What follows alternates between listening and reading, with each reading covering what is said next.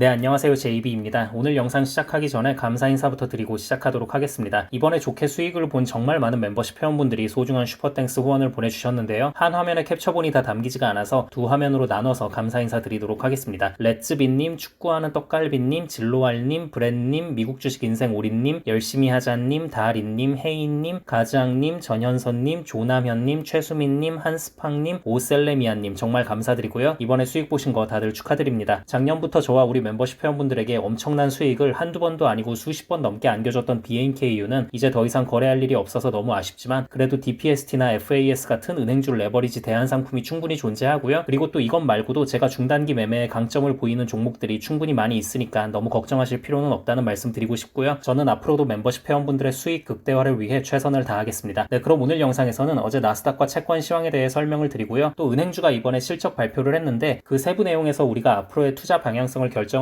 참고할 만한 부분이 분명히 있거든요. 그래서 그 부분에 대해서도 한번 이야기해 보도록 하겠습니다. 어제 주식시장과 채권시장은 좋게 잘 상승으로 마무리했습니다. 그 전날의 충격적인 하락을 그래도 약간은 회복을 해주는 모습이었는데요. 주요 경제지표로는 6월 PPI 생산자 물가지수 발표가 있었습니다. PPI는 CPI를 대략 3개월 정도 선행한다고 알려져 있기 때문에 시장에서 나름 중요하게 보는 지표인데요. 근데 이게 예상치를 되게 크게 상회했어요. 그래서 이 지표가 발표된 직후에는 채권시장이 쫄아서 하락했습니다. 그런데 시간이 지날수록 채권시장이 잘 회복을 했는데요. 왜냐면 그 안에 있는 세부 내용을 보니까 마냥 안 좋게 볼 이유는 없었던 거예요. 이번에 수치가 높게 나오는데 결정적인 기여를 했던 게 트레이드 비용이 엄청 올랐거든요. 참고로 트레이드 비용은 도매업자가 소매업자에게 넘길 때 남겨먹는 마진 수수료를 의미하는 건데요. 이게 굉장히 많이 상승을 했습니다. 근데 이 수치는 원래 변동성이 커요. 그리고 원래 경제지표를 시장에서 볼 때 변동성이 큰 항목들은 제외를 하고 보잖아요. 그래서 연준에서도 변동성이 큰 식품과 에너지 가격을 제외한 근원 PCE를 공식 물가지표로 삼고 있는 거고요. 아무튼 이 트레이드 비용이라는 게 그런 존재라는 겁니다. 그래서 일단 이 부분에서 안심을 할 수 있었고요. 또 안에 세부 내용을 봐도 PPI에서 PCE 수치를 산출할 때 쓰는 항목들은 다 예상보다 낮게 나온 거예요. 그래서 이 부분에 또 한 번 더 안심을 하며 채권이 상승 전환할 수 있는 판이 잘 깔릴 수 있었습니다. 그리고 이건 그동안 나온 매크로 경제 지표나 상황을 통해 추론한 제 개인적인 의견이긴 하지만 PPI 생산자 물가지수가 높아졌다고 해서 그 가격을 최종 소비자에게 전가시키진 못할 것이라는 심리가 시장엔 좀 돌고 있는 것 같습니다. 이 부분이 이미 이틀 전 발표된 CPI에서 확인되기도 했고요. 또 펩시와 켈로그 같은 대형 식품회사들도 더 이상 가격 인상을 하긴 어렵다고 이미 밝힌 바 있고 또 맥도날드도 판매 부진이 이어지니까 $5 세트 메뉴를 내놓고 있는 상황이잖아요. 그래서 아무튼 이런 종합적인 상황들도 인플레에 대한 시장의 우려를 잠재울 수 있는 부분이었던 것 같습니다. 네, 그럼 이제 은행주 실적과 이를 통해 우리가 예상해 볼 수 있는 증시 상황에 대해 이야기해 보겠습니다. 미국의 초대형 은행인 JP모건, 시티, 웰스파고가 프리장에서 실적을 발표했는데요. 일단 전체적으로 다 잘 나오긴 했습니다. EPS와 매출 모두 예상치를 상회했고요. 역시 은행들이 돈을 잘 벌고 있다는 게 이번에도 다시 한번 입증됐습니다. 특히 JP모건 같은 경우엔 매출이 전년 대비 무려 20%가 오르고 순이익은 25%가 올랐더라고요. 물론 순이익은 비자 지분을 현금화한 게 크게 작용했지만 그래도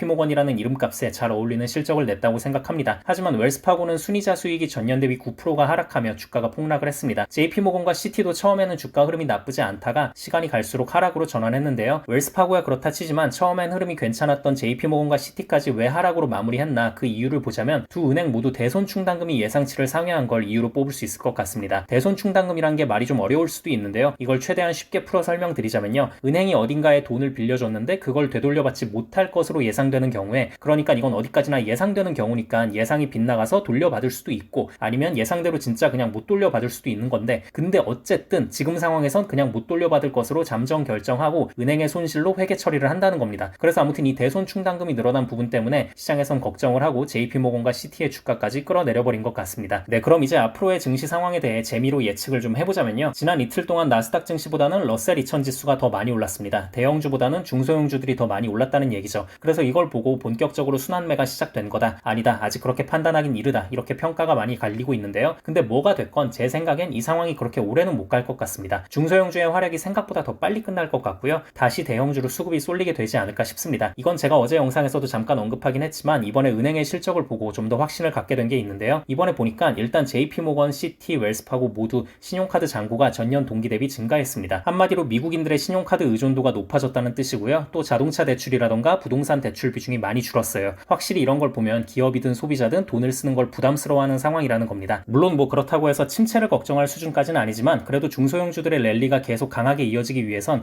은행의 실적 데이터가 모든 방면에서 다 좋아져야 하거든요. 단순히 EPS와 매출이 좋게 나온 걸 넘어서 그 세부 내용까지 전부다. 근데 그렇지는 못했기 때문에 결국 중소형주의 랠리는 한계가 있을 것 같고요. 결국 강력한 가격 전가력을 가지고 있고 그리고 마진 역시 어마어마한 빅테크와 반도체 기업들로 다시 한번 시장의 흐름이 넘어올 것 같습니다. 그래서 저는 아마 다음 주에 지금 갖고 있는 중소형주 3배 레버리지 상품인 TNA 물량을 전부 다 수익 실현은 아니지만 그래도 부분 익절이라도 좀 진행을 할 것 같다는 생각이 듭니다. 이번 주 중소형주에 엄청난 폭등이 나오기 전에 분할 매수를 꾸준히 진행했었기 때문에 저와 같은 페이스로 분할 매수를 진행하신 멤버십 회원분들은 지금 수익률이 그래도 두 자릿수 이상이실 텐데요. 다들 축하드리고요. 아무튼 이건 다음 주에 제가 익절하게 되면 멤버십 게시판을 통해 바로 말씀드리도록 하겠습니다. 네, 그럼 오늘 영상은 여기까지 하도록 하고요. 이번 주가 유독 다이나믹하게 흘러갔던 것 같은데 그래도 또 상당히 좋은 성과가 있어서 너무 만족스럽고요. 다들 고생 많으셨습니다. 그럼 다음 영상에서 뵙겠습니다. 감사합니다.